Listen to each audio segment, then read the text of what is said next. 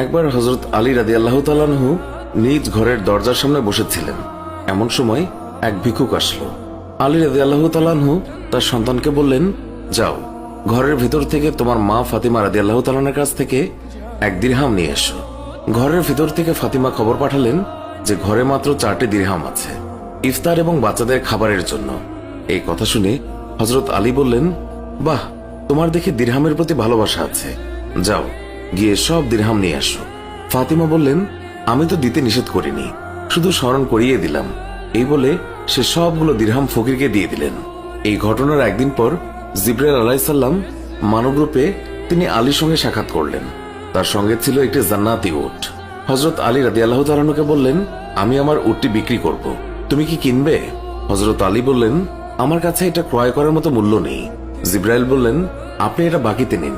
এই কথা শুনে আলী রাদিয়াল্লাহু তাআলা আনহু বললেন, আচ্ছা, এটা আপনি কত টাকা দিয়ে বিক্রি করবেন? তিনি বললেন, 100 দিরহাম। এরপর হযরত আলী রাদিয়াল্লাহু তাআলা আনহু 100 দিরহামের বিনিময়ে এটি ক্রয় করলেন। তারপর তিনি পথ চলতে লাগলেন। এর কিছুক্ষণ পর বেদুইন রূপে হযরত মিকাইল আলাইহিস সালাম তার সঙ্গে দেখা করলেন এবং জিজ্ঞাসা করলেন, আপনি এই উটটি বিক্রি করবেন? আলী বললেন, হ্যাঁ। বেদুইন জিজ্ঞাসা করলেন, কত টাকা দিয়ে কিনেছিলেন? আলী রাদিয়াল্লাহু তাআলা আনহু বললেন, 100 দিরহামে কিনেছি। বেদুইন বললেন, আমি 60 দিরহাম লাভে তা ক্রয় করব। হযরত আলী রাদিয়াল্লাহু তাআলা আনহু তখন 160 দিরহামে উটটি বিক্রি করলেন। বেদুইন তাকে 160 দিরহাম দিলে আলী সেই দিরহাম নিয়ে পথ চলতে লাগলেন। পথের মধ্যে পূর্বে সেই বিক্রেতার সঙ্গে তার আবার দেখা হলো। তিনি আলী রাদিয়াল্লাহু তাআলা আনহুকে জিজ্ঞাসা করলেন, আপনি নিশ্চয়ই উটটি বিক্রি করেছেন? আলী বললেন, হ্যাঁ। তিনি বললেন, তাহলে আপনি আমার প্রাপ্য পরিশোধ করুন।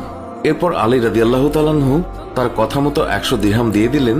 তখন তার সঙ্গে ছিল বাকি 60 দিরহাম। তিনি 60 দিরহাম নিয়ে বাড়ি ফিরলেন এবং ফাতিমার সামনে সেগুলো রাখলেন। ফাতিমা রাদিয়াল্লাহু তাআলা আনহা তিনি জিজ্ঞাসা করলেন, এত দিরহাম কোথায় পেলেন? তখন আলী রাদিয়াল্লাহু তাআলা আনহু বললেন, আল্লাহর সঙ্গে 6 দিরহাম দিয়ে ব্যবসা করেছি, তিনি আমাকে 60 দিরহাম দিয়েছেন। তারপর সে হযরত সাল্লাল্লাহু আলাইহি ওয়াসাল্লামের কাছে গিয়ে সব ঘটনা খুলে বলেন। তখন সাল্লাল্লাহু আলাইহি ওয়াসাল্লাম বলেন, তুমি কি জানো যে সেই পথের প্রথম ব্যক্তি ছিল জিবরাইল আলাইহিস সালাম আর ক্রেতা ছিলেন মিকাইল আলাইহিস সালাম?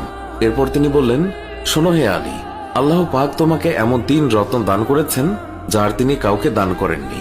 তোমার স্ত্রী জান্নাতের রমণীদের সর্দারনি, তোমার পুত্রদ্বয় জান্নাতের যুবকদের নেতা, আর তোমার শ্বশুর নবীদের সর্দার। সুতরাং আল্লাহর এই দানের জন্য তার কৃতজ্ঞতা করো এবং সেই সব নিয়ামতের ব্যাপারে তার প্রশংসা করো যা তোমাকে দিয়েছে। বন্ধুরা, এই ঘটনা থেকে শিক্ষণীয় হচ্ছে, দান করা অতি উত্তম, অতি মর্যাদাপূর্ণ নেক আমল।